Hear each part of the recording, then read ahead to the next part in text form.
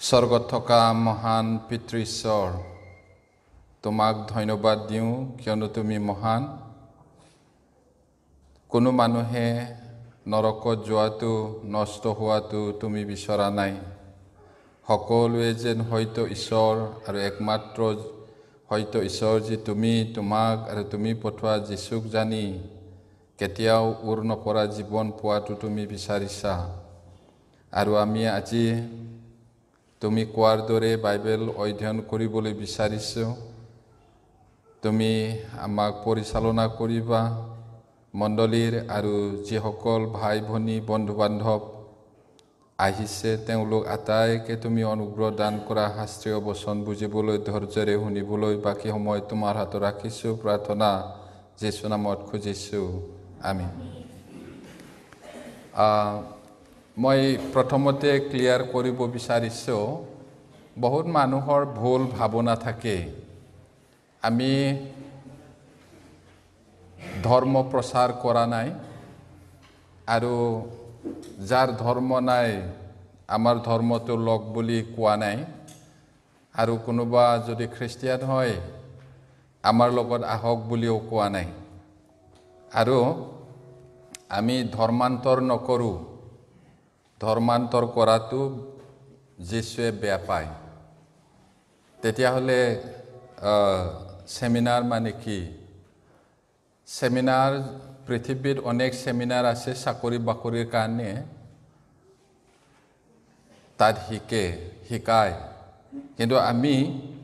Bible seminar বা অধ্যয়ন কৰিব বিচাৰিছোঁ জীৱিত হয়তো ঈশ্বৰৰ বিষয়ে। আৰু সেইটো আজিৰ পৰা আৰম্ভ কৰি 7টা সেশ্যন আছে দেওবাৰলৈকে। আৰু যদি আমি প্ৰথমৰ পৰা শেষলৈকে কৰোঁ, শুনো, তেতিয়াহ'লে বাইবেলত থকা সত্যটো কি হয় তাক আমি জানিম। নহ'লে কোনোবা বন্ধুৱে বা ভাইয়ে খ্ৰীষ্টিয়ান বনাম আহিবি কৈছে নেকি? আমাৰ ধৰ্মটো ল'বি বুলি মাতিছে নেকি? নাই মতা। আৰু এই বাইবেলত খ্ৰীষ্টিয়ান ধৰ্ম বুলি নাই। ইয়াত হয়তো ঈশ্বৰৰ কথাহে আছে, তাকেহে আমি চাব বিচাৰিছোঁ। মই ক্লিয়াৰ কৰি দিব বিচাৰিছোঁ, নহ'লে বহুত মানুহে ভুল বুজে আৰু সিহঁতে বগা চাহাবৰ পৰা পইচা পায়, সেইটোৰ কাৰণে সেইবোৰ কৰে বুলি। আমি কালা চাহাবৰ পৰাও নাপাওঁ, বগাৰ পৰাও নাপাওঁ এক পইচাও। আমি নিজৰ পৰা কৰিছোঁ। যিয়ে নহওক, আমি আগুৱাই গৈ থাকিব লাগিব। এতিয়া মই বাইবেল পদ এটা পঢ়িম, তাৰপিছত আগুৱাই যাম। ইয়াত যিচয়া বুলি কিতাপ আছে, তাৰে 45 অধ্যায় 22 পদত এইদৰে কৈছে ঈশ্বৰে, হে পৃথিৱীৰ অন্তবাসীবিলাক, মোলৈ দৃষ্টি কৰি পৰিত্ৰাণ প্ৰাপ্ত হোৱা, কিয়নো ময়েই ঈশ্বৰ, আন কোনো নাই। মই কোৱা নাই, ভাই ভনীবিলাক, বন্ধুসকল, ঈশ্বৰে নিজেই ইয়াত কৈছে,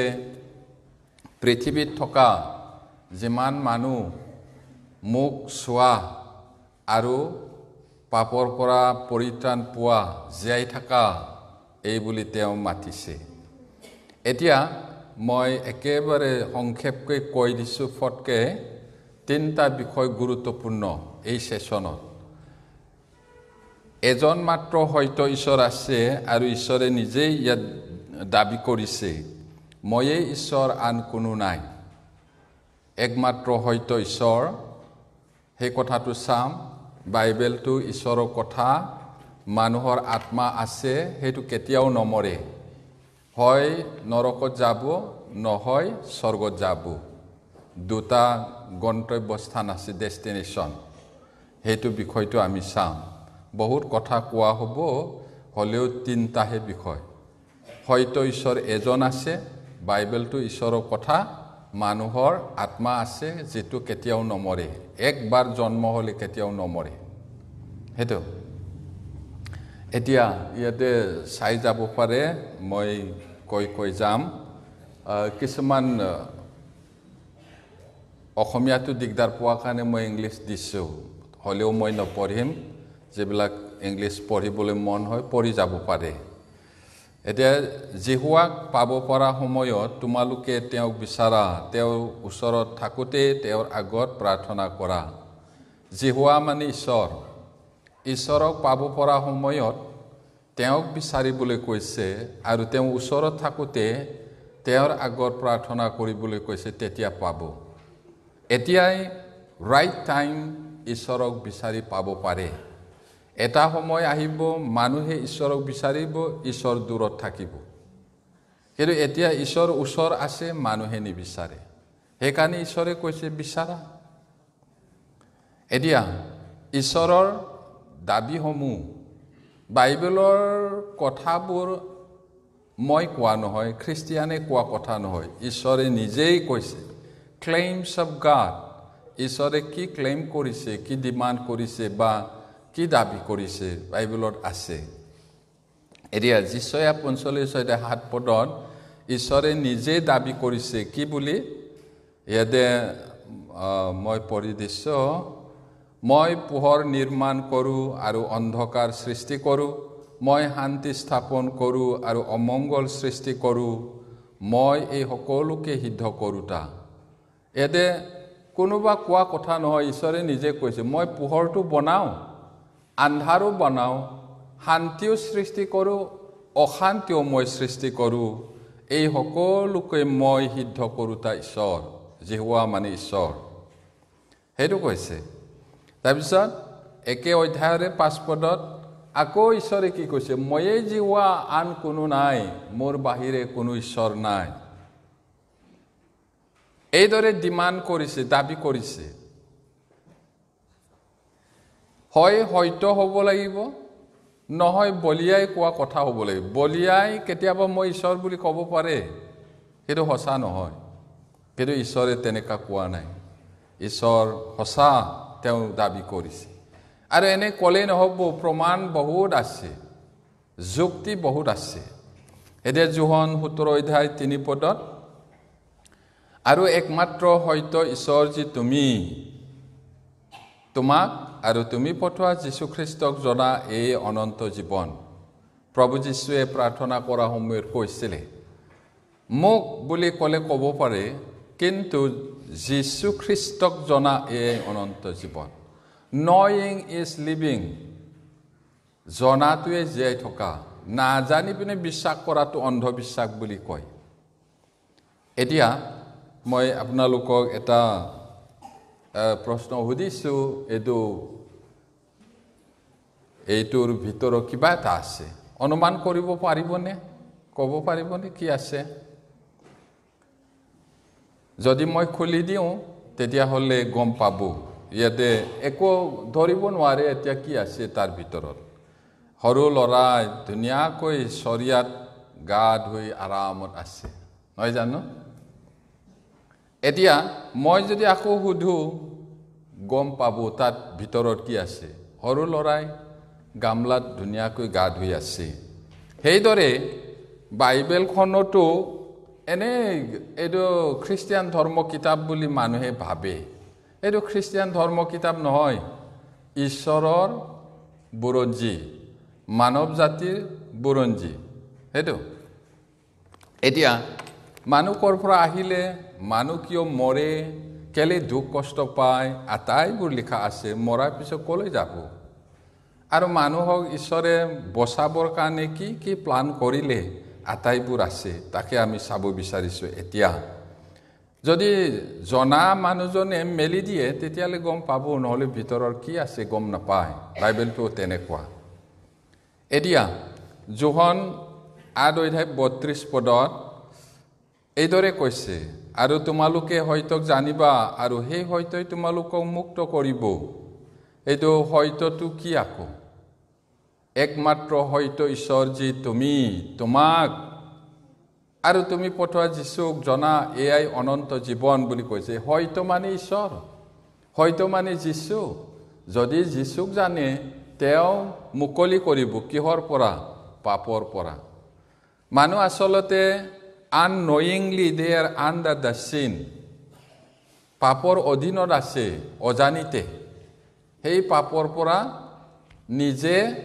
নিজক বচাব নোৱাৰে। সেই যীশুৱে বচাব বুলি কৈছে যদি জানে সেইটো এতিয়া জ্ঞানৰ প্ৰয়োজনীয়তা জনাটো বহুত দৰকাৰ হয়তক জনা হয়তক জানি বিশ্বাস কৰিলে সেইটো আসল বিশ্বাস আৰু বিনা জ্ঞানে মানে নাজানি কৰা বিশ্বাসটো হ'ল বিপথে যায় বিপদত পৰিব নাজানি পিনি কৰা বিশ্বাসটোৱে অন্ধবিশ্বাস বুলিও কওঁ সেইবোৰ হয়তো নহয় সেইবোৰত বিশ্বাস কৰা আবেগৰ ওপৰত নিৰ্ভৰশীল বিশ্বাস যদি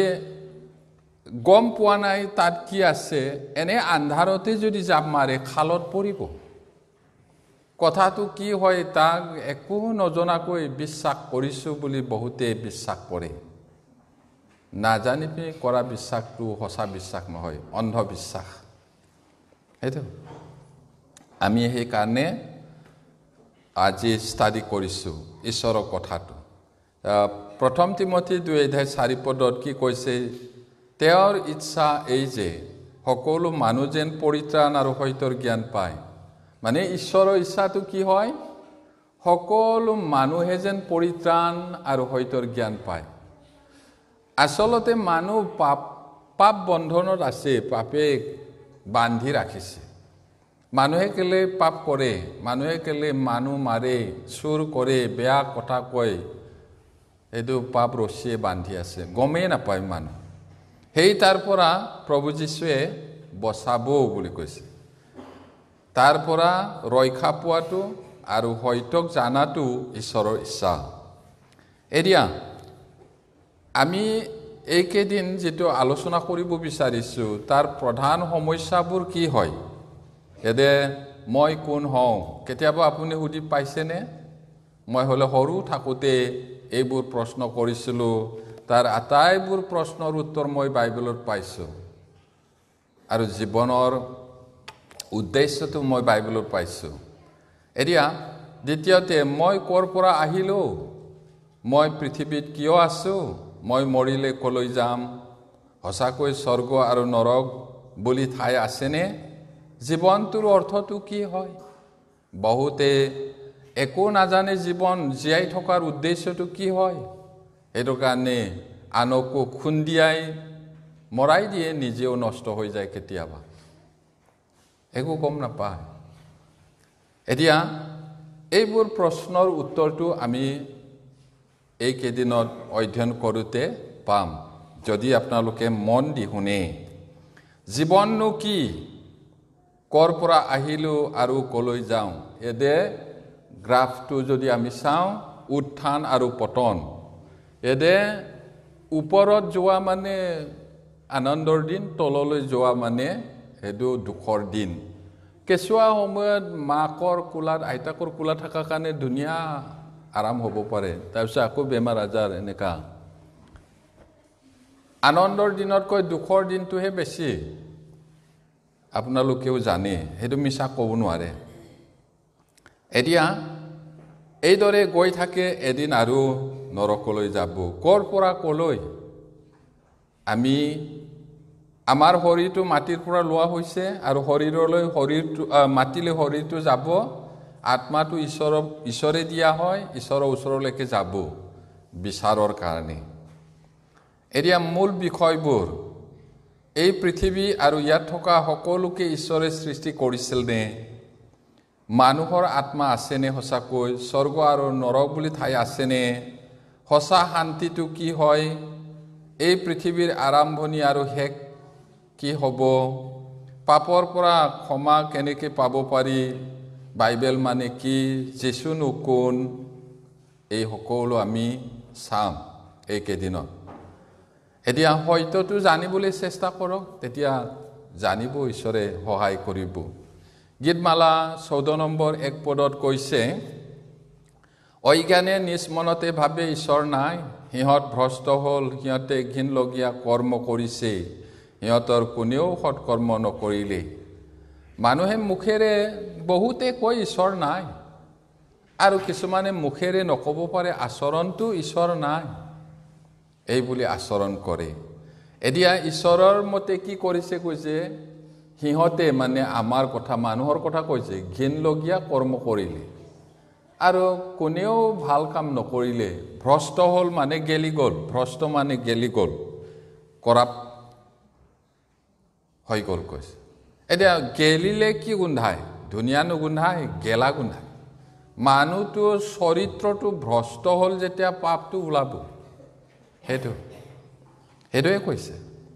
এতিয়া চকুৰে দেখা পোৱা আৰু দেখা নোপোৱা আমি চকুৰে কিছুমান বস্তু দেখো আৰু চকুৰে নেদেখা বস্তু অনেক আছে এতিয়া বৈজ্ঞানিকবিলাকে মই বনোৱা নহয় আমি বনোৱা নহয় এইটো ক্যালকুলেশনটো জ্ঞানীবিলাকে বনোৱা হয় কেনেকৈ হিচাপ কৰিছে ময়ো নাজানো 22%টোহে চকুৰে দেখি পাই কৈছে 22% মাত্ৰ দেখি পায় এক্সাম্পলত বেলি তৰাবোৰ পৃথিৱী গছ-গছনি জন্তু মানুহ ইত্যাদি সেইটো বুলি কৈছে আমি কিন্তু বহুত দেখি পাওঁ কিন্তু বৈজ্ঞানিকৰ মতে 22% নেদেখাটো 78% বুলি কৈছে আমি দেখি নোপোৱাটো এতিয়া ইয়াতে এক্সাম্পলত উপাদান বায়ু তৰংগ শব্দ শক্তি প্ৰেম অন্তৰ বিবেক আত্মা ঈশ্বৰ এইবিলাক দেখি নাপায় আৰু মোষ্ট ইম্পৰ্টেণ্ট কথাটো হ'ল দেখা বস্তুতকৈ নেদেখা বস্তু বেছি ইম্পৰ্টেণ্ট হয় এতিয়া এক্সাম্পলত যদি কওঁ পানীটো দেখি পাওঁ ভাতটো দেখি পাওঁ আৰু এইটো বহুত ইম্পৰ্টেণ্ট এতিয়া মানুহৰ শৰীৰত যদি এটোপালো পানী নাথাকে 7 দিন জীয়াই থাকিব কৈছে 7 দিন আৰু ভাত নোখোৱাকৈ 40 দিন লেবেজান হৈ আধা মৰা হৈ জীয়াই থাকিব পাৰে কিন্তু বতাহ নোলোৱাকৈ উশাহ নিশাহ নোলোৱাকৈ কিমান ঘণ্টা থাকিব পাৰে একেবাৰে শক্তিশালী গাবৰু শক্তিশালী ডেকা ল'ৰা হ'লে 2 মিনিট পাৰিব পাৰে তেতিয়াহ'লে পানীও ইম্পৰ্টেণ্ট ভাতো ইম্পৰ্টেণ্ট বেছি ইম্পৰ্টেণ্টটো নেদেখা অক্সিজেন দেখা নাই বুলি নাই নহয় ঈশ্বৰক দেখা নাই আমি দেখি নাপাওঁ সেই বুলি ঈশ্বৰ নাই নহয় এই তলৰ কেইটা elements oxygen wave sound power love heart conscience spirit ঈশ্বৰ এইটো দেখি নাপায় এই বুলি নাই নহয় আছে ভুল নকৰিব ঈশ্বৰক আমি কিয় দেখা নাপাওঁ তেতিয়াহ'লে এতিয়া আমাৰ চকুবোৰ সম্পূৰ্ণ নহয় কৈছে our eye is not perfect কৈছে আমাৰ চকুটো যদি পাৰফেক্ট হয় আপুনি এই হাতেৰে ভাত খাব নোৱাৰে ধুনীয়া মা মছলা দিয়া ছাগলী মাংস বনালে চেলেকি দিয়ে নহয় আঙুলিটো লোকেল কুকুৰা বনালে আপোনাৰ চকুটো পাৰফেক্ট হ'লে আপোনাৰ আঙুলিটো কেতিয়াও নেচেলেকিব আপুনি আনৰ লগত কেতিয়াও হেণ্ডশেক নকৰিব বীজাণু আছে বহুত মাইক্ৰস্কোপত চালে একেবাৰে ভয় লগা যিমান হাত ধুলেও পাৰফেক্ট নহয় কৈছে যিমানটো লাগে সিমানহে দিছে ঈশ্বৰ আত্মা সেইকাৰণে দেখি নাপাওঁ আত্মাৰ আকাৰ নাই পাপীয়ে ঈশ্বৰক দেখা পাব নোৱাৰে দেখিলেই মৰিব সেইটো কাৰণে দেখা নাপায় এতিয়া যোহন 1:18 কোনেও ঈশ্বৰক কেতিয়াও দেখা নাই পিতৃৰ কোলাত থকা একমাত্ৰ পুত্ৰই প্ৰকাশ কৰিলে কেতিয়াও ঈশ্বৰক দেখা নাই মানুহে exact real form of God no one ever has seen real to তেতিয়াহ'লে ঈশ্বৰক দেখিছে বুলি যে বাইবেলত কৈছে কিয় সেইটো টৰ্চটো মাৰিলে সাইডত পোহৰ দেখা নিচিনাই ৰিয়েলটো দেখিলে মানুহ মৰে আৰু আজিকালি বহুতে কয় ঈশ্বৰক মই দৰ্শনত দেখিছোঁ মিছা কিবা এটা দেখিছে আসলটো নহয় কিন্তু ইয়াত কি কৈছে পিতৃৰ কোলাত থকা একমাত্ৰ পুত্ৰই প্ৰকাশ কৰিলে কোন আছিলে তেওঁ যীশু পিতৃৰ কোলাত আছিলে আৰু যিজনে তেওঁ দেখিলে তেওঁ ঈশ্বৰকে দেখিলে কৈছে আৰু ইয়াত এক্সোডাছ যাত্ৰা পুস্তক 33 অধ্যায় 20 পদত তেওঁ আৰু ক'লে তুমি মোৰ মুখ দেখা পাব নোৱাৰা কাৰণ মানুহে মুখ দেখিলে নিজিব ইছৰাইলৰ মহান নেতা মচি বুলি কয় আৰু সেই মচিয়ে ঈশ্বৰৰ লগত সদায় কথা পাতে ঈশ্বৰৰ মাতটো শুনি পায় দেখি নাপায় সেইকাৰণে এদিন কৈছিলে হে ঈশ্বৰ আপুনি মোৰ লগত সদায় কথা পাতে কিন্তু আপোনাক দেখি নাপাওঁ আপোনাৰ গৌৰৱটো দেখিবলৈ দিয়ক আপোনাক চাবলৈ মন ঈশ্বৰে কি কৈছে এইটো কৈছে ঈশ্বৰে তেওঁ আৰু ক'লে মানে ঈশ্বৰে ক'লে তুমি মোৰ মুখ দেখা পাব নোৱাৰা কাৰণ মানুহে মুখ দেখিলে নিজিব মৰি যাব হলেও এদিন কি কৰিছিলে মই তোমাৰ কাষেদি যাম মোৰ হাতৰ তলুৱাৰে তোমাক ঢাকি ৰাখিম তুমি মোৰ পাছফালৰটো দেখি পাবা নহলে মৰি যাব সেইটো কৈছিলে আমাৰ চকুটো পাৰফেক্ট নহয় আমাৰ চকুটো আটাইতকৈ ডাঙৰ বস্তুটো দেখি নাপায় আৰু একেবাৰে সৰুটো দেখি নাপায় কাণটোও আটাইতকৈ ডাঙৰ শব্দটো শুনি নাপায় আৰু একেবাৰে সৰু শব্দটো শুনি নাপায় এইদৰেহে বনাইছে ঈশ্বৰে এতিয়া ইয়াত চাওকচোন কেতিয়াবা কলা বগা দেখিছেনে নাই চাওঁতে ব্লিংকিং মানে এনেকা হয় কিন্তু আচলতে এইটো এনেকা নহয় ইয়াতে আকৌ চাওক এইটো লাঠিবোৰ অলপ বেকা দেখিছেনে নাই কিন্তু এইটো বেকা নহয় সিধা হয় কেতিয়াবা জোনাক ৰাতি আহিন কাতি মাহত একেবাৰে ফৰকাল হয় ৰাস্তাৰ ৰছীটো অলপ বেকি দেখিলে হাপ বুলি ভয় খায় হাপ নহয় এইটো কেতিয়াবা এই কলৰ ঠাৰিটো শুকান হৈ থাকে এইটোকে হাপ বুলি জাপ মাৰি উঠে পিছত টৰ্চ লৈ চাই মানে নহয় সেইটো ইংলিছত অপটিকেল ইলুশন বুলি কয় চোৱাটো কিবা হয় কিবা দেখি পায় পাৰফেক্ট নহয় এইবিলাক বস্তুটোকে আমি ইমানকে নাজানো দেখি নাপায় তেতিয়াহ'লে ঈশ্বৰক কেনেকৈ চাব পাৰিব এতিয়া তেতিয়াহ'লে নেদেখা বস্তু কেনেকৈ চাব পাৰি এতিয়া ভাইৰাছ এইটো মাইক্ৰস্কোপ বুলি কৈছেনে মাইক্ৰস্কোপ অসমীয়াত অনুবীক্ষণ যন্ত্ৰ আটাইতকৈ সৰুটো চোৱা এতিয়া এইটো কৰোনা বেমাৰ হোৱাৰ পিছৰ পৰা মানুহে বহুত জানিলে আৰু এইবিলাক কৰোনা বেমাৰটো লাখ মানুহ মাৰিলে নহয় জানো বৈজ্ঞানিকবিলাকৰ জ্ঞানীবিলাকৰ মতে গোটেই বীজাণুটো পৃথিৱীৰ পৰা জমা কৰিলে 1 কেজিও নহয় কৈছে ইমান সৰু সেইটো চাবলৈ উপায় আছে নেদেখা বস্তু তৰংগ ৱেভ সেইটো মোবাইল যদি ৱেভ নাথাকে তৰংগ নাথাকে আপুনি কথা পাতিলেও নাযায় টেলিভিছনতো ছবি নাহিব এইটো টিভিটো খুলিলে দেখি পায় বিশ্ব ব্ৰহ্মাণ্ড বুলি কথাটো ক'ব পাৰে বিশ্ব ব্ৰহ্মাণ্ড যে কিমান ডাঙৰ পাৰাপাৰ নাই নো এণ্ডিং এষ্ট্ৰনটবিলাকো ভয় খাই চক খাই কৈছে গৈ থাক কোনো সীমা নাই তাক দূৰবীনেৰে চাই প্ৰথম বনোৱা দূৰবীনটো সৰু আছিলে গালিলিয়ে 15 চেঞ্চুৰীত বনাইছিলে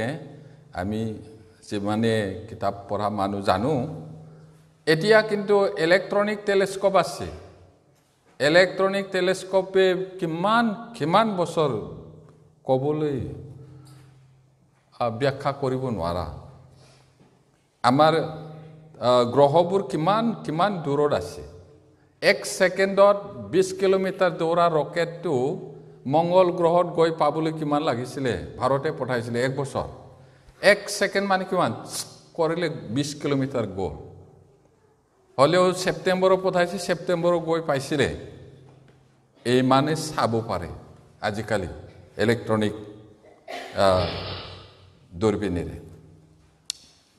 নেদেখা ঈশ্বৰক কেনেকৈ চাব সেইটো চাবৰ কাৰণে বাইবেলটো বিচাৰিছোঁ মানুহে ঈশ্বৰক দেখিলে লগে লগে মৰে আনহাতেদি ঈশ্বৰে মানুহক ইমান মৰম কৰে তেওঁ যে মৰম কৰে তাক কেনেকৈ জনাব মানুহটো নিজে আহিলে মৰি যাব সেইকাৰণে নিজৰ পবিত্ৰ মানুহবিলাকৰ হতুৱাই নিজৰ মৰমৰ কথাটো লিখিলে ইয়াত আৰু এই বাইবেলৰ যোগেদি আমি ঈশ্বৰক বিচাৰি পাব পাৰোঁ সেইকাৰণে আমি অধ্যয়ন কৰিছোঁ এতিয়া বাইবেল মানে কি বাইবেল মানে ঈশ্বৰৰ কিতাপ আৰু ঈশ্বৰৰ উশাহ নিশাহেৰে লিখা কিতাপ আৰু এইদৰে লিখিছে ইয়াতে চাওক মই পঢ়ি দিছোঁ ২ পিতৰ ১:২১ এইদৰে কৈছে কাৰণ ভাৱবাণীবোৰ কেতিয়াও মানুহৰ ইচ্ছাৰে অহা নাই কিন্তু মানুহবিলাকে পবিত্ৰ আত্মাৰ দ্বাৰাই চালিত হৈ ঈশ্বৰৰ পৰা কথা পাই ক'লে কেনেকৈ আহিছে নিজৰ ইচ্ছাৰে মানুহে এইটো লিখা নাই কৈছে ঈশ্বৰৰ পৰা কথাটো পালে আৰু পবিত্ৰ মানুহ ঈশ্বৰৰ মানুহবিলাকে তাক লিখিলে তাৰ এক্সাম্পলটো বুজিবৰ কাৰণে ইয়াতে ককা আইতা এইটো সিহঁতে কম্পিউটাৰ লিখিব নাজানে নাতিয়েকে সৰুৰ পৰাই আজিকালিতো কম্পিউটাৰ জানে ভাল স্কুলবিলাকত এতিয়া ককাকে কৈ কৈ গৈছে নাতিয়ে লিখি গৈছে লেখকটো নাতি কওঁতা ককা চিঠিখনত ককাকৰ মন আৰু অন্তৰখন আছে এই নাতিৰ বাপেকলৈ লিখিছে ইমেইল বোপাই ভালে আছানে তোমালৈ মনত পৰে আজিকালি দিনকাল বেয়া ভালকৈ থাকিবা কেতিয়ানো ঘৰলৈ আহিবা আমি বাট চাই আছোঁ এই নাতিৰ কথা হ'লে দেউতাকো বোপাই ক'ব নোৱাৰে সেইদৰে ঈশ্বৰে ইয়াত চাওক লেখকটো মানুহবিলাক কওঁতা ঈশ্বৰ বাইবেলখন হ'ল ঈশ্বৰৰ মন আৰু ইচ্ছাৰে লিখা কিতাপ আপোনালৈ লিখা কিতাপ হয় এইটো আপোনাৰ কাৰণে ঈশ্বৰৰ মৰমৰ চিঠি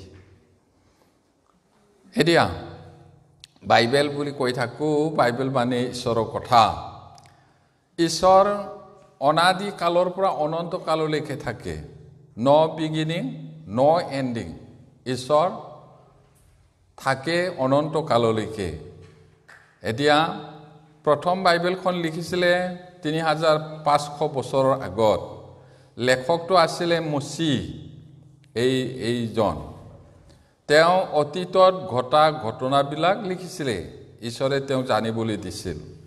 তাৰপিছত লাষ্টত লিখিছিলে যোহন যীশুৰ শিষ্য যোহন এতিয়া তেওঁ ভৱিষ্যতৰ কি হ'ব বাইবেলত লিখিছে 40জন মানুহ আছিলে লেখক আৰু যীশু জন্ম হোৱাৰ আগত যীশু জন্ম হ'ল মৰিল জি উঠিল স্বৰ্গলৈ গ'ল 100 বছৰৰ ভিতৰত গোটেই বাইবেলখন লিখি উলিয়াবলৈ 1600 বছৰ লাগিছিল এতিয়া ইজনে সিজনে কিছুমানে দেখা দেখি হোৱা নাই কাৰণ মানুহ 1600 বছৰ জীয়াই নাথাকে কিন্তু কিছুমানে একেলগত আছিলে দেখিছে এতিয়া পুৰণি নিয়ম নতুন নিয়ম বুলি আছে বাইবেলৰ দুটা খণ্ড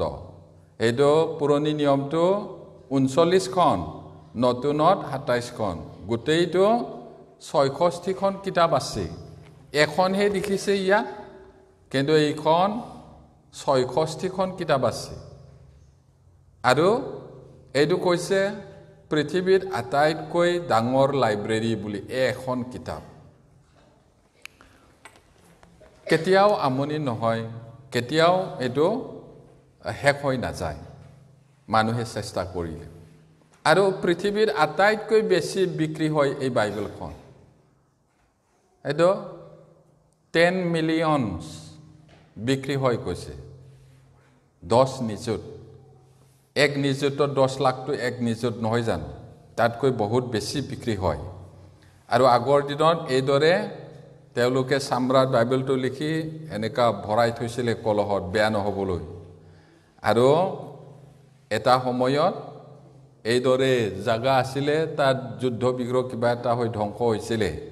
তাতে বাইবেলটো বিচাৰি পাইছে এতিয়া মই কাহিনীটো কৈ দিছোঁ এজন ল'ৰা ভেড়া চৰুৱা তাৰ ভেড়াটো হেৰাইছিলে খুৰুঙত সোমাই আছে নেকি বুলি শিলডলে মাৰোতে কলহ ভাঙা শব্দ শুনিলে তাৰপিছত গৈ পিনি চাইছে তো ডাঙৰ ডাঙৰ কলহ আছে তাতে এটা চামৰাৰ নৰিওৱা পুথি পালে এইটো নাজানে ডাঙৰবিলাকক কৈ দিলে সিহঁতে বিচাৰি চালে এইটো বাইবেলহে হয় এতিয়া বহুতে সমালোচনা কৰিছিলে ক্ৰিটিসাইজ কৰিছিলে বাইবেলখন বোলে সংশোধন কৰি আহিছে বুলি কিন্তু তাত পোৱাটো যিশু জন্ম হোৱাৰ 200 বছৰৰ আগৰ লিখা তাত পোৱা আমাৰ হাতত থকা এক্সাক্টলি একেটা এইটো হলাব নোৱাৰে বাইবেলখন এতিয়া ইয়াতে আমি এই সৰু ভিডিঅ'টো চাওঁ So much of it deals with prophecy, predictions of future events that have in fact actually happened. Critics use this fact to suggest that since no one can tell the future, the prophecies had to have been written after the fact, not before. But biblical history was written in 1947 when a Bedouin shepherd tending his flock near the cliffs overlooking the Dead Sea began throwing rocks into the many caves that might offer shade to a wandering lamb. Suddenly, he heard a tinkling sound like the sound of broken pottery. Envisioning some kind of buried treasure, he proceeded into the darkened recess of the cave only to discover several large earthen jars. Most were empty, but one contained some kind of foul-smelling and decaying leather. The discovery of ancient scrolls in caves above the Dead Sea set off an explosion of interest in biblical studies. What started out as a fairly modest discovery turned into an archaeological and biblical bonanza. The scrolls contained copies of at least portions of every Old Testament book except Esther. Some of the findings were mere scraps, while one containing the entire book of Isaiah was 28 feet long. In very recent years, an extremely skeptical branch of Old Testament criticism has sometimes suggested that the books of the Old Testament were written as recently as 2 to 3 centuries before the time of Christ. The discovery of the Isaiah scroll at Qumran dating to almost 200 BC and other Old Testament books going back nearly as far makes this criticism wholly unwarranted. The book of Daniel is also a যিবিলাকে ক্ৰিটিসাইজ কৰিছিলে তেওঁলোকৰ মুখটো বন্ধ হ'ল বুলি কৈছে কাৰণ তাত পোৱা আৰু আমাৰ হাতত থকা তাৰ লগত মিলাই চাইছে কোনো হাল হলনি নাই এটো হলনি কৰিব নোৱাৰে এতিয়া 2005 চনত 2377টা ভাষা অনুবাদ হৈছিল আৰু এতিয়াতো বেছি হৈ গ'ল এতিয়া বছৰে কোনো ধৰ্মৰ কিতাপ এইদৰে ট্ৰান্সলেট হ'ব নোৱাৰে হোৱা নাই তাৰমানে সেকেন্ডত হ্যাৰি পটাৰ নোবেল কিতাপটোহে হৈছে প্ৰায়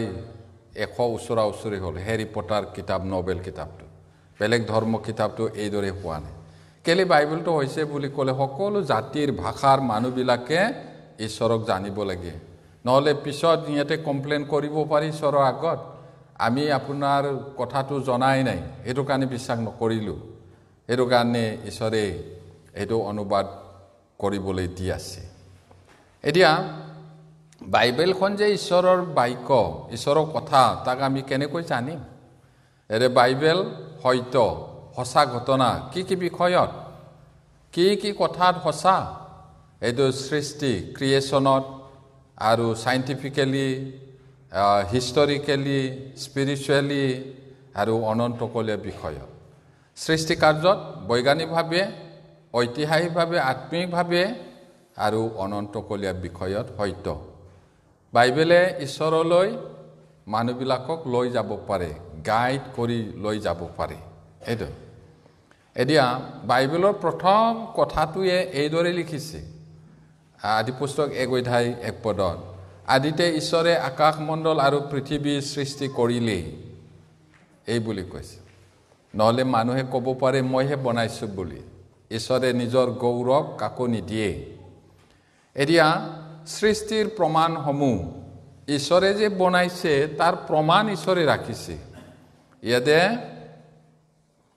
সৌৰ জগত আৰু নক্ষত্ৰসমূহ কলা আকাশ উত্তৰৰ শূন্য আকাশ ঘূৰণীয়া পৃথিৱী যুগ মাপ আৰু হিমাৰেখা জীৱিত পৃথিৱী ঈশ্বৰে এইবিলাক প্ৰমাণটো ৰাখিছে ইয়াতে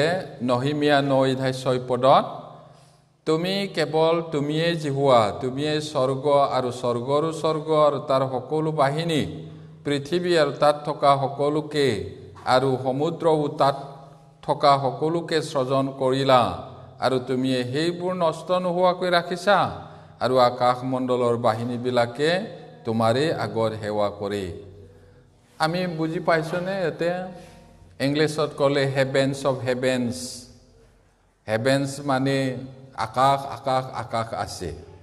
হেতু কৈছে এতিয়া হে বৈজ্ঞানিকে আৱিষ্কাৰ কৰিছে তেতিয়া কাহানী বাই লিখি থৈছে ইয়াতে চাওকচোন আকাশটো বেলেগ বেলেগ আছে ইয়াতে পঢ়াবিলাকে জানিব এটমস্ফিয়াৰ ট্ৰপস্ফিয়াৰ ষ্ট্ৰেটোস্ফিয়াৰ মিডস্ফিয়াৰ থাৰ্মোস্ফিয়াৰ বুলি আকাশ আছে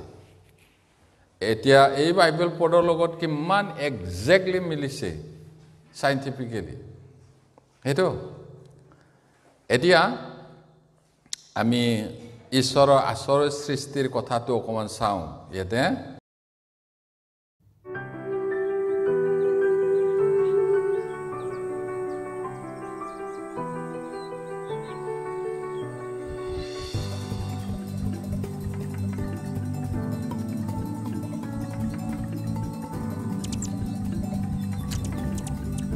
ইয়াতে ফুলৰ ৰস শুহি খাইছে লগতে পুষ্প ৰেণুটো মাইকী ফুলৰ তাত লৈ গৈছে ফল ধৰিবলৈ দিছে ঈশ্বৰৰ জ্ঞানটো কিমান আচল এইটো ইংলিছত ক'লে পলিনেশ্যন কোৱাটো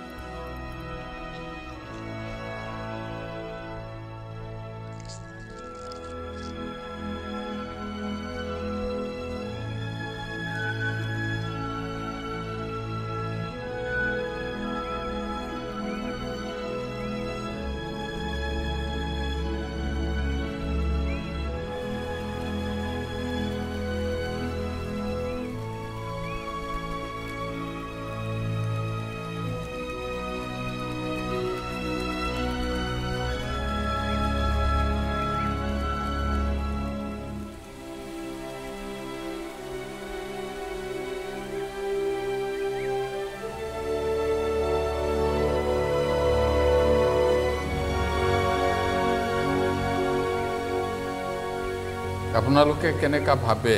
এইবোৰ এনে এনে হ'ব পাৰে জানো কোনোবা আছে আৰু সেইজনকে ঈশ্বৰ বুলি কওঁ আৰু আমি যেন তেওঁক জানো সেইটো তেওঁৰ ইচ্ছা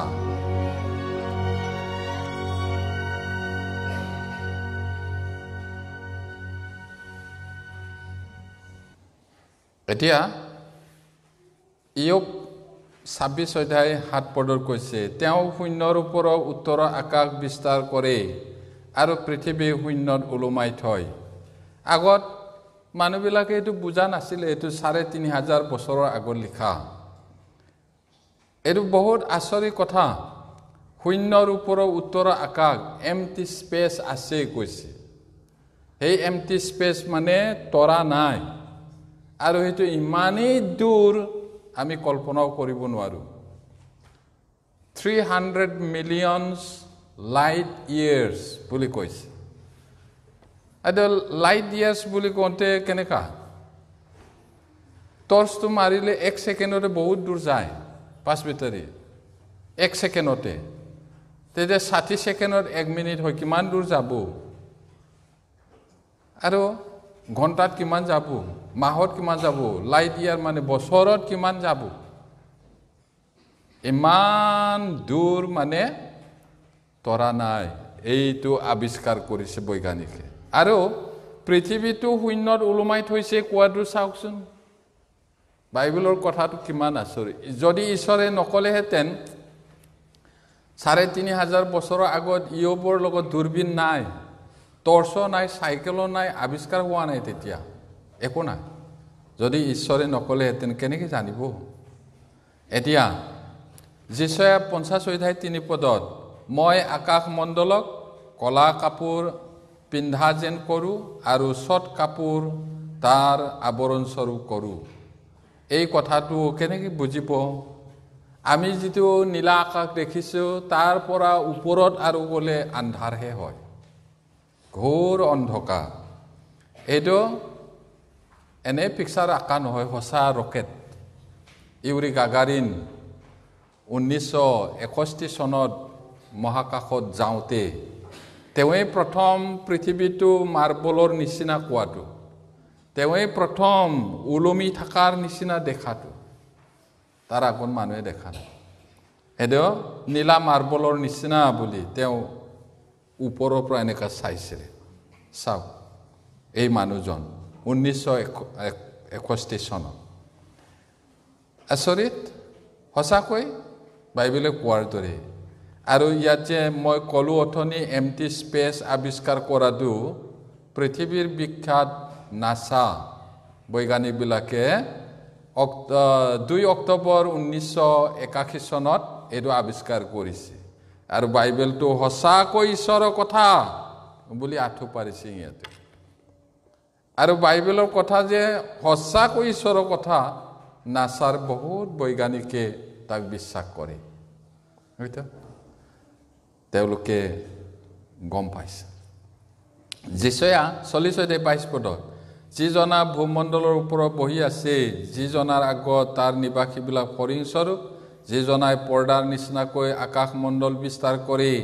আৰু বসতি কৰা তম্বুৰ নিচিনাকৈ তাক তৰে সেইজনাই তেওঁ এতিয়া ঈশ্বৰৰ দেখাত পৃথিৱীত থকা মানুহ আমি ফৰিং নিচিনা জাপ মাৰে যে তাৰ নিচিনাহে কৈছে আৰু সেই কলা আকাশটো তম্বু তৰাৰ নিচিনা ঈশ্বৰে তৰিছে বুলি কৈছে তেওঁই হ'ল ঈশ্বৰ কিমান পৰাক্ৰমী কিমান আচৰিত পাৱাৰফুল হ'ব লাগিব তেওঁ এইদৰে সঁচাকৈ ওলমি আছে মানে লাহেকে নাথাকে তাকতো আমি জানো এইটো জোনো ঘূৰি থাকে পৃথিৱীৰ ফালে চাৰিওফালে আৰু পৃথিৱীও বেলিৰ চাৰিওফালে ঘূৰে এইটো আমি জানো এতিয়া আগৰ মানুহবিলাকে বোলে ভাবিছিলে ডাঙৰ গামলাৰ নিচিনা তাৰপিছত পানীটো বোলে পৰি গৈ থাকে মাটি এইটো সাগৰ এইদৰে নাওবিলাক পৰি যাব দূৰলৈ নাযাবা বুলি কৈছিলে বোলে আগৰ মানুহবিলাক কিন্তু এইটো সঁচা নহয় মেছাপটামিয়া আগৰ ইৰাকৰ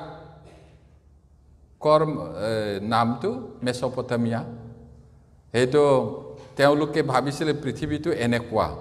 মাটি পানী চাৰিওফালে কিবা ওপৰত তৰা ইয়াত বোলে ফুটা ইফালে ফুটা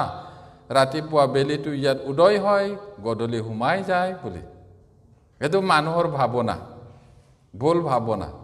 ঈশ্বৰকো এনেকা বুলি ভাবে নিজৰ নিচিনা বুলি ঈশ্বৰ তেনেকা নহয় আৰু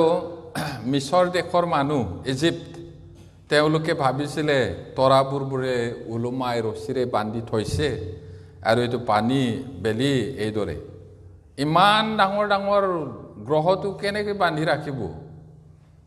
আমাৰ পৃথিৱীতকৈ তৰাবোৰ 100 গুণ ডাঙৰ কৈছে কিছুমান কোনটো ৰছিৰে বান্ধিব আমাৰ ভাৰতৰ মানুহটো আকৌ চাচোন আমাৰ ভাৰতৰ মানুহে কেনেকৈ ভাবিছিলে ডাঙৰ অজগৰ সাপ বোলে তাৰ ওপৰত কাছ 4টা হাতী মাটি পানী সাগৰ এনেকা বুলি তা কাছটো লৰিলে বোলে ভূমিকম্প হয় এটো মানুহৰ ভাৱনা হসা নহয় সাপটো কিমান ডাঙৰ থাকিব ইমান ডাঙৰ থাকিব যেনেবা হাতী কেই কেজি থাকে কিমান বা হাজাৰ কেজি থাকে 4টাই যদি গছকে তাৰ কোকালটো ভাঙিব নে না কাছটো মই 100 কেজি দেখিছো তাতকে বেছি দেখা নাই 200 কেজিও হ'ব পাৰে এই যদি হাতীয়ে গছকি দিয়ে কি হ'ব প্ৰকাণ্ড ডাঙৰ হয় হাতী আৰু পৃথিৱীটো কিমান ডাঙৰ কোনটো কাছয়ে পিঠি ল'ব পাৰিব কোনটো হাতীয়ে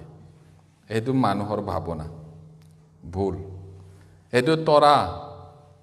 তৰাবোৰ আকাশত এনেকুৱা আছে আৰু পৃথিৱীৰ যিমান বালি আছে তাতকৈ বেছি আছে কৈছে জ্যোতিৰ্বিজ্ঞানীবিলাকে আৰু ঈশ্বৰেও কৈছে অগণন এতে চাওকচোন খালি চকুৰে 6000 মানটো গণিব পাৰে কৈছে জ্যোতিৰ্বিজ্ঞানীয়ে আৰু ইয়াত যদি তুমি প্ৰতি সেকেন্ডত 20টা কৈ তৰা গণনা কৰা তেতিয়াহলে ইমান বছৰ ল'ব এই বছৰটো আকৌ পূৰণ কৰিব লাগিব তেতিয়া 1 মিলিয়ন ট্ৰিলিয়ন বছৰ লাগিব কৈছে তথাপি নোৱাৰে 1 মিলিয়ন ট্ৰিলিয়ন বছৰ তো মই ভাবিব নোৱাৰো আলো তথাপি নোৱাৰে কৈছে কিন্তু ঈশ্বৰে পাৰে কাৰণ তেওঁ বনাইছিল আৰু আশ্বৰীৰ কথা হিসাব কৰে কৈছে কিমান পাৱাৰফুল ঈশ্বৰ হ'ব লাগিব কিমান জ্ঞানী হ'ব লাগিব আপোনালোকে কেইটা তৰাৰ নাম জানে মই 3টা মানহে জানো প্ৰভাতীয় তৰা পপিয়া তৰা ধ্ৰুৱ তৰা নাই আৰু মোৰ কিন্তু ঈশ্বৰে সব জানে স্কুলত কলেজত ৰোল কৰিলে কি কয় ইয়েস ম্যাডাম ইয়েস স্যাৰ কই না নাই ধ্ৰুৱ তৰা হে ঈশ্বৰ আছো প্ৰভাতীয় তৰা হে ঈশ্বৰ আছো ক'ব লাগিব কৈছে আচৰিত ইয়াতে গীতমালা 147 নম্বৰ 4 পদ তেওঁ তৰাবোৰৰ লেখ লয় হিসাব লয় তেওঁ সেইবোৰক নাম ধৰি ধৰি মাতে তাৰপিছত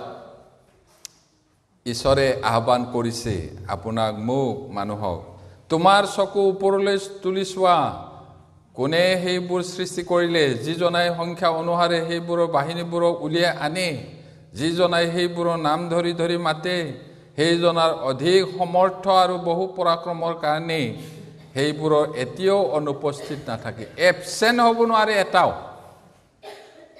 পৃথিৱীত কিমান বালি আছে জানোনে আমি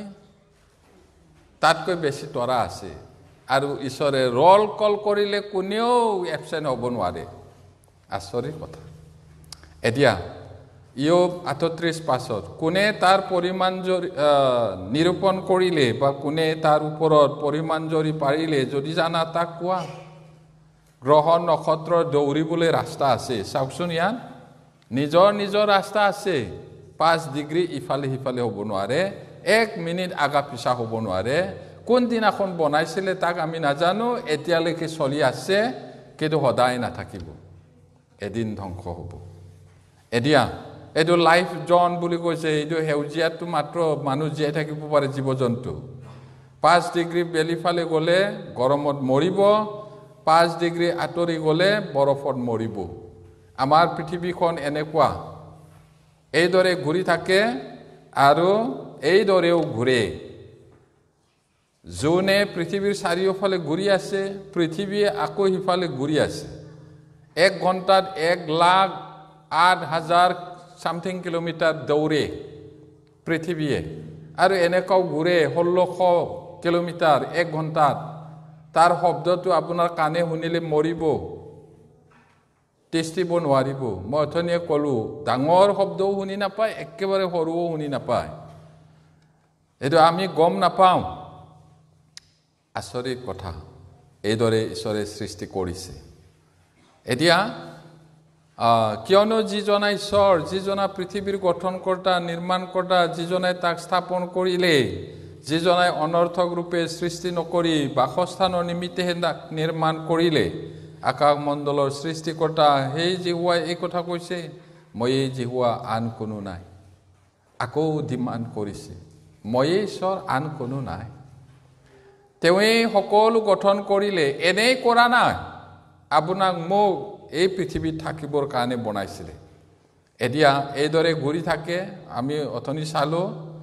আৰু বেলিৰ পৰা জুই আহে কৈছে পৃথিৱীলৈ কিন্তু এইটো ইলেক্ট্ৰমেগনেটিক ফিল্ড আছে সেইটোৱে মাৰি থাকে আচৰিত কথা কোনদিনা বনাইছিলে তাৰিখ দিয়া নাই ঈশ্বৰে ইয়াত বাইবেলত সেই দিনাৰ পৰা মাৰি আছে এতিয়া বৈজ্ঞানিকে আৱিষ্কাৰহে কৰিছে বনোৱা নাই এইটো ইলেক্ট্ৰমেগনেটিক ফিল্ডটো এইটো নহ'লে পুৰি যাব কৈছে এতে এই মানুহবিলাকে তাক ব্যাখ্যা কৰিছে radioactive particles and microwaves. When that shield collapses, microwave radiation will literally cook our planet. Dr. This is a star. যেনেবা এইটো বেলি This is the Earth এইটো পৃথিৱী without the EM field. যদি EM field নাথাকিলেহেঁতেন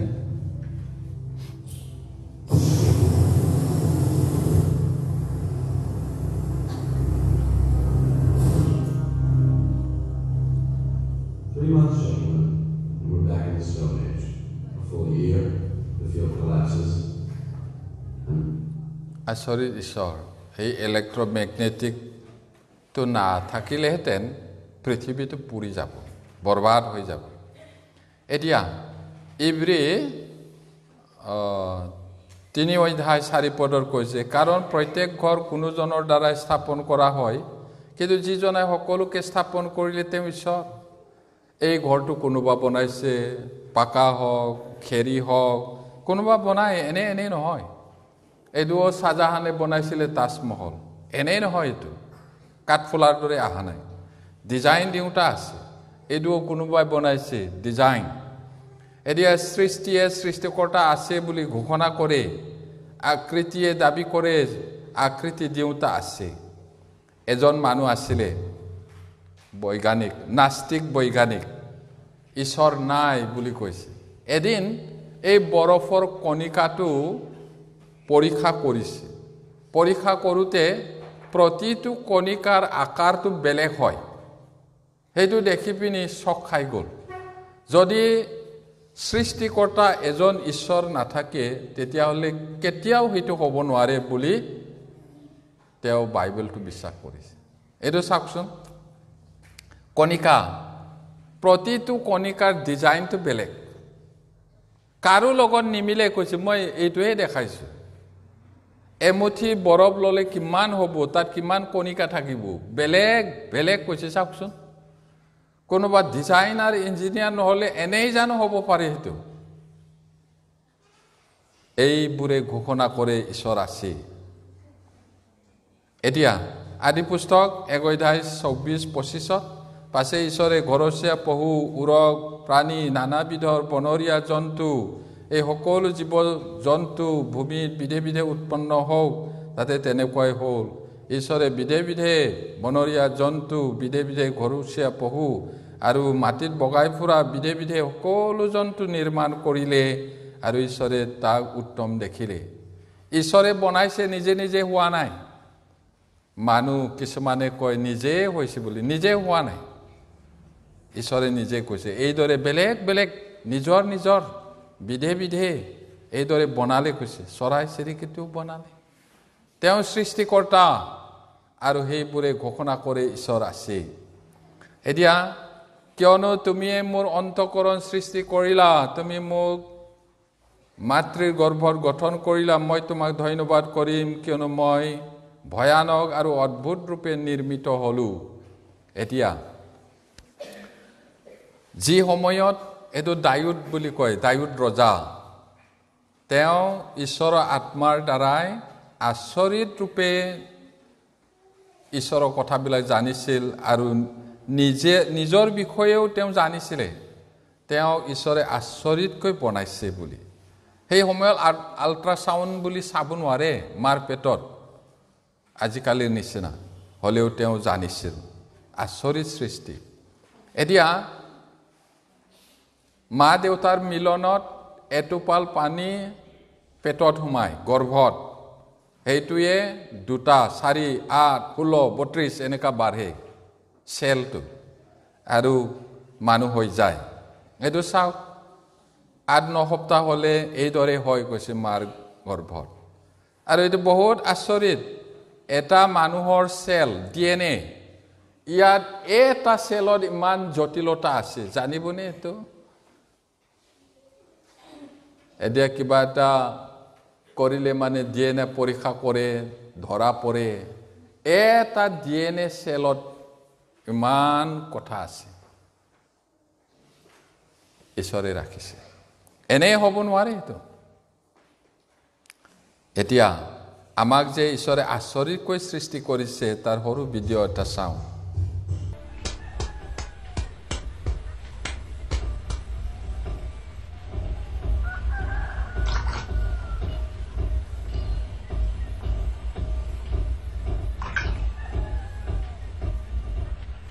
Sir Isaac Newton wrote that, in the absence of any other proof,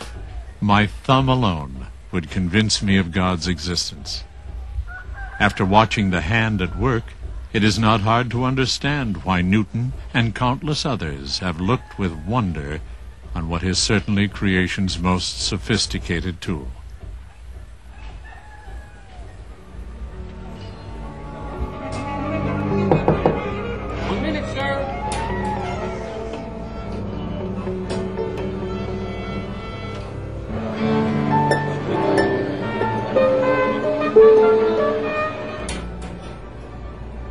Crafted for a maximum of mobility, our fingers have no muscles of their own. Instead, they are driven by tendons connected to 35 separate muscles in the palm and forearm. Equipped with a thumb uniquely capable of being positioned opposite the other fingers, the hand can perform 58 distinct movements and is, in a very real sense, a finely tuned instrument in an ongoing symphony of dexterity and strength.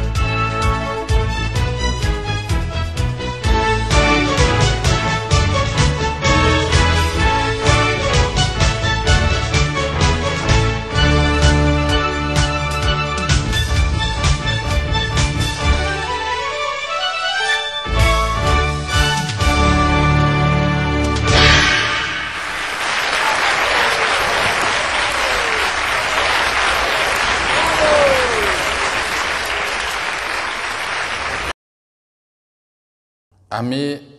আঙুলিৰ কথাহে মাত্ৰ চালোঁ আপোনালোকৰ আঙুলিটো যদি চক pencil নিচিনা নহ'লে পেন্সিল নিচিনা সিধা হ'লে কেনেকৈ ধৰিব এইফালে খজাইছে বুলি এনেকৈ কেনেকৈ খজাব আঙুলি 58টা বেলেগ বেলেগ কাম কৰিব পাৰে তেজৰ কথা নকলোঁ চকু নকলোঁ পেটু নকলোঁ কলিজাটো নকলোঁ ব্ৰেইন বহুত আছে এইটো আচৰিতকৈ বনাইছে ঈশ্বৰে আমাক আৰু সেই ঈশ্বৰক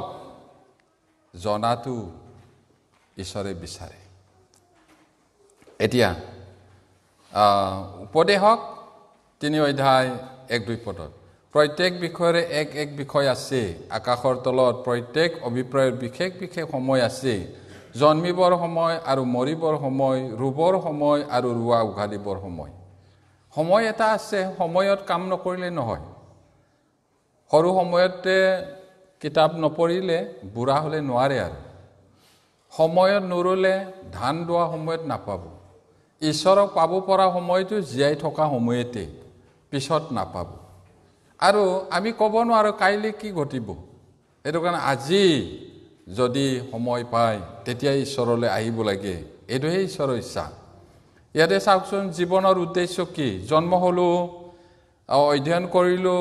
কোনোবাই চাকৰি পায় কোনোবাই নাপায় বিয়া বাৰু কৰিলে কিছুমানে সফল হ'ল কিছুমানে নহ'ল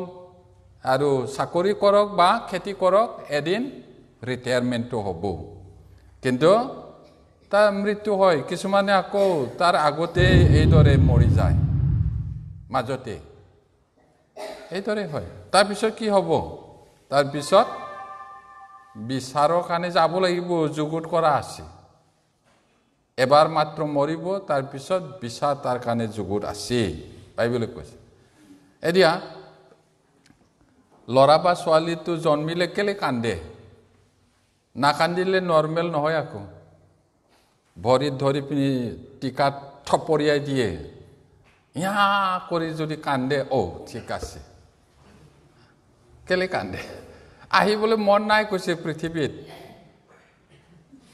বহুত কথাটো ক'বলৈ টাইম নাই এতিয়া ডাঙৰ হ'ল অলপমান হাঁহি ধেমালি সাগৰ কিনাৰৰবিলাক যায় সাগৰত খেলিবলৈ ডেকা ল'ৰাবিলাক বলৱান য'ত ত'ত লাট মাৰি ফুৰিব নহয় জানো তাৰপিছত গাভৰুবিলাকে ভাবে চাগৈ কেতিয়াও আমি বুঢ়ী নহ'ম ইমান ধুনীয়া হৈ থাকিম ভাল পোৱা পৰি হ'ল বিয়া হ'ল সেইদিনাখন আটাইতকৈ আনন্দৰ দিন কিন্তু সেইটো সদায় নাথাকে মানুহৰ জীৱনটো ফুলৰ নিচিনা all the flowers have the time to wither away সকলো ফুলৰে মৰহি যোৱাৰ সময় আছে কিছুমানটো ৰাতি ফুলে ৰাতিতে সৰি যায় মানুহৰ জীৱনটো ফুলৰ নিচিনা গাভৰু ছোৱালী কিমান ধুনীয়া ভাবিছে নেকি মই বুঢ়ী নহম এয়া দুদিনৰ পিছতে হুতুৰা পৰিলে নহয় জানো সেই ডেকা ল'ৰাটো ইমান পাৱাৰফুল আছিলে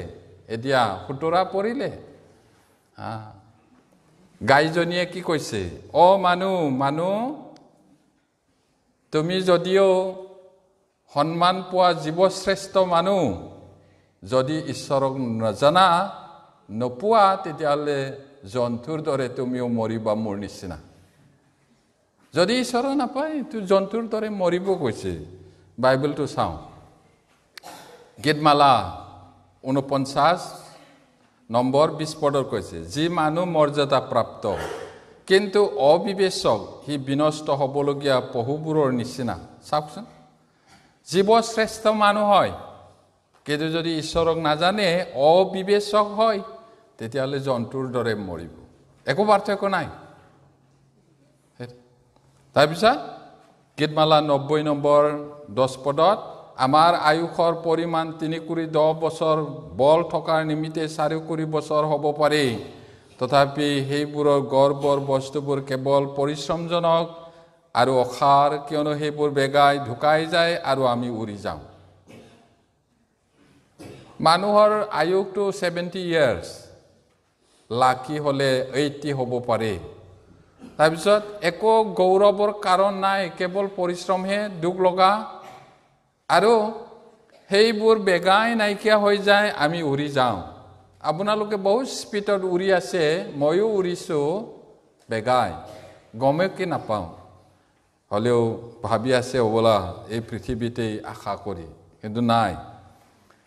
এই সৰু ল'ৰাৰ পৰা বুঢ়া হ'বলৈ বেছি দিন নালাগে সোনকালে হৈ যায় দুখ কষ্ট মাত্ৰ এদে এজনী তিৰোতাই ল'ৰা জন্ম হ'ল হস্পিটালত উৰি গ'ল কৰবালৈ আমিও উৰি আছোঁ চাওকচোন ইয়াতে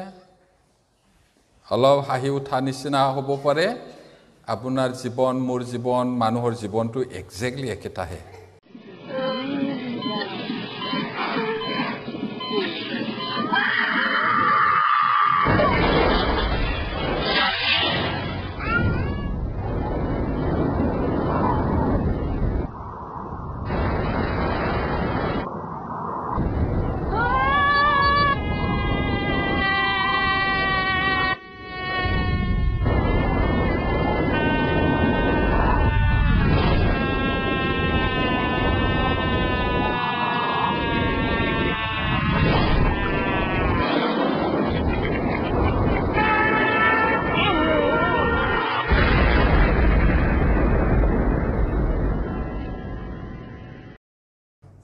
জীৱনটো বৰ চুটি বাইবেলে কৈছে হি যেনেকৈ বিবস্তে মাৰ গৰ্ভৰ পৰা আহিছে যেনেকৈ আহিছে তেনেকৈ বিবস্তে আকৌ যাব একো লৈ যাব নোৱাৰে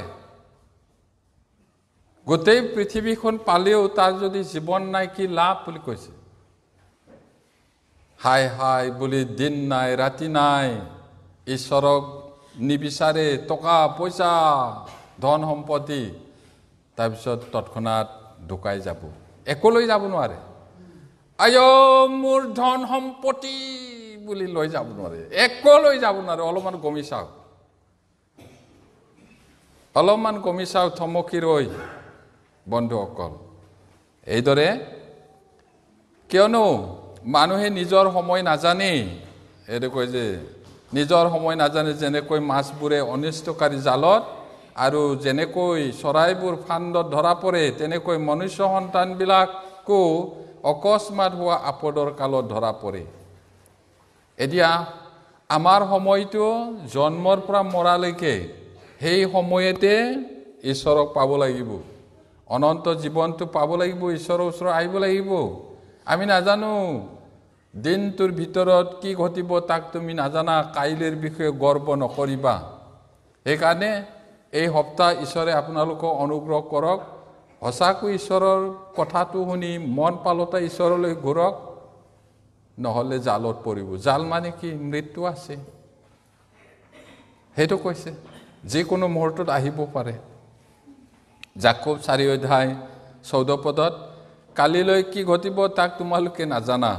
তোমালোকৰ জীৱননো কি কিয়নো এখন্তেক দেখা পোৱা হৈ পাছত দেখা নোপোৱা যি ভাৱ তোমালোক সেই ভাৱ স্বৰূপ এতিয়া এজন মানুহ ঘৰৰ পৰা ওলাই গ'ল ৰাতিপুৱাতে সি মৰি থাকিলে এইদৰে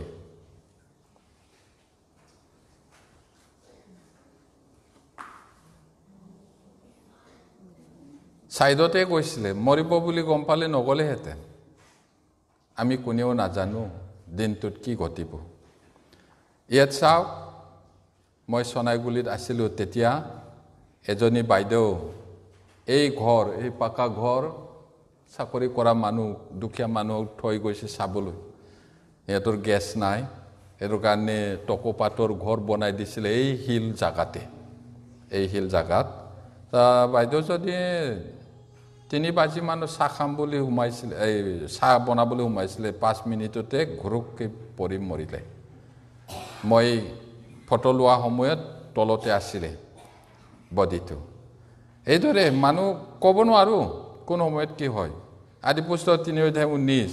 তুমি মাটিলৈ উলটি নোযোৱা মানে তোমাৰ মুখৰ ঘামেৰে আহাৰ কৰিবলৈ পাবা কিয়নো তোমাক মাটিৰ পৰা লোৱা হৈছিল কাৰণ তুমি ধূলি মাথন পুনৰাই ধূলিলৈ উভতি যাবা মানুহ যিমানে অহংকাৰ নকৰক ধূলিৰ পৰাহে লৈছে ধূলি মাত্ৰ ঈশ্বৰৰ অনুগ্ৰহটো যদি গ্ৰহণ নকৰে জীয়াই থাকোঁতে ইমান অহংকাৰী কিন্তু মৰাৰ লগে লগে হাৰ্ডিটো এনেকা হৈ যায় একো নাই তাৰপিছত গীতমালা 103 পদত কিয়নো তেওঁ আমাৰ গঠন জানে আমি যে ধূলি মাথোন তাক তেওঁ সোঁৱৰণ কৰে মানুহ একো নহয় ধূলি মাথোন এতিয়া বাইবেলে মানুহক ধূলিৰ পৰা বনাইছে বুলি কোৱা কাৰণে সঁচানে বুলি বৈজ্ঞানিকবিলাকে পৰীক্ষা কৰিছে মাটিটো প্লাছ মানুহ বডিটো এতিয়া পৰীক্ষা কৰোঁতে মানুহৰ শৰীৰত কি আছে oxygen carbon hydrogen nitrogen calcium phosphorus potassium magnesium iron sulphur sodium chloride এইটো 100% মাটিত আছে সেইকাৰণে বাইবেলটো সাইন্টিফিকেলি প্ৰুফ ঈশ্বৰৰ কথা বুলি সেইটো এতিয়া মানুহৰ শৰীৰ মাটিৰ পৰা আহিছে মাটিলৈকে যাব আত্মাটো ঈশ্বৰৰ পৰা আহিছে ঈশ্বৰলৈ যাব আৰু বিচাৰৰ সন্মুখীন হ'ব সেইটো কৈছে আৰু ধূলি আগৰ দৰে মাটিৰ লীন নহওঁতেই আৰু ঈশ্বৰে দিয়া আত্মা তেওঁলৈ উলটি নযাওঁতেই তুমি যৌৱন কালত তোমাৰ সৃষ্টিকৰ্তাক সোঁৱৰা ঈশ্বৰৰ দেখাত 100 বছৰীয়া বুঢ়া মানুহটোও যৌৱনে হয় দেখাটোও যৌৱনে হয় কেলে ঈশ্বৰ অনন্তকাল থাকে 100 বছৰটো একো নহয় ঈশ্বৰে দিয়া আত্মাটো ঈশ্বৰলৈ যোৱাৰ আগতে তোমাৰ সৃষ্টিকৰ্তা ঈশ্বৰক সোঁৱৰণ কৰা যৌৱন কালত মানে জীয়াই থাকোঁতে মৃত্যুৰ হিপাৰে নাপায় আদি পুস্তক 1:27 পদত তাতে ঈশ্বৰে নিজৰ প্ৰতিমূৰ্তিৰে মানুহ সৃষ্টি কৰিলে ঈশ্বৰৰ প্ৰতিমূৰ্তিৰে তাক সৃষ্টি কৰিলে তেওঁ পুৰুষ আৰু স্ত্ৰী কৰি সেইবিলাকক সৃষ্টি কৰিলে ঈশ্বৰ আত্মা মানুহকো আত্মিক প্ৰাণী সৃষ্টি কৰিছিল সেইটো এতিয়া ইয়াত চাওকচোন বাপেক চাই পুতেক মাক চাই জীয়েক চেহেৰা সেইদৰে ঈশ্বৰে আমাক নিজকে চাই পিনি বনাইছিলে ধূলিৰ পৰা বনাইছে বুলি কৈছে জাষ্ট সৰু ভিডিঅ' এটা চাওঁ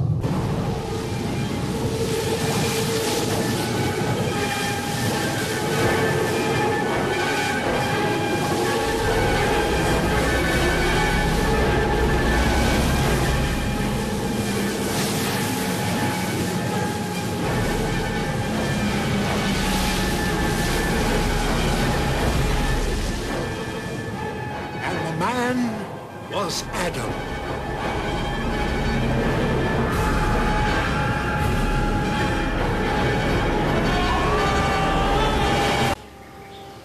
God made a garden for them in Eden in the east. এইদৰে সৃষ্টি কৰিছিলে ঈশ্বৰে এতিয়া ইয়াতে চাওক উদ্ভিদ প্ৰথম পৃথিৱীটো বনালে উদং আছিলে একো নাছিলে গছ গছনি সৃষ্টি কৰিলে তাৰপিছত জীৱ-জন্তু তাৰপিছত মানুহ এইটো গছ গছনি জন্তু মানুহৰ কাৰণে বনালে মানুহক হলে ঈশ্বৰে নিজৰ কাৰণে বনাইছিলে এতিয়া জীৱনৰ উদ্দেশ্য পাৰপছ অফ লাইফ খাবলৈ ভালকৈ জীয়াই থাকিবলৈ নে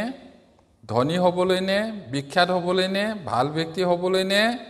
জীৱনটো উপভোগ কৰিবলৈ নে জীৱনত সাকসেস হ'বলৈ নে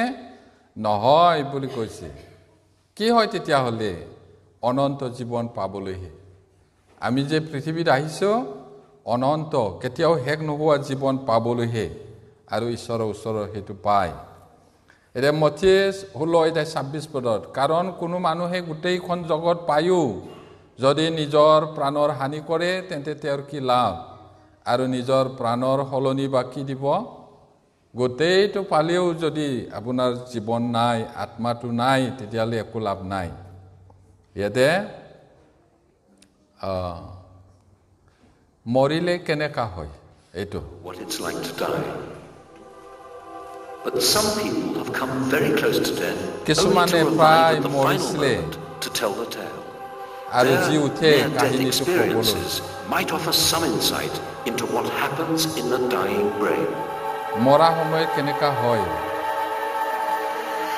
I was in a motorcycle accident. মই motorcycle accident হয় মাথাটো ফাটিছিলে fractured skull and numerous broken bones in my head. I said, God, if you're আৰু out there, because I was kind of ঈশ্বৰক agnostic, কৈছিলোঁ, ঈশ্বৰ you can যদি have me তুমি now আছা, because I'm মই হে finished. ক'লো, I can't go on. মোক লোৱা, জীয়াই থাকোঁতে মই বিশ্বাস And কৰা it was at নাছিলোঁ, that point এনেকুৱা। that I felt myself আৰু সেই সময়তে separating from my body and শৰীৰৰ entering পৰা into ওলাই the যোৱাটো near-death নিজে গম experience. পাইছোঁ।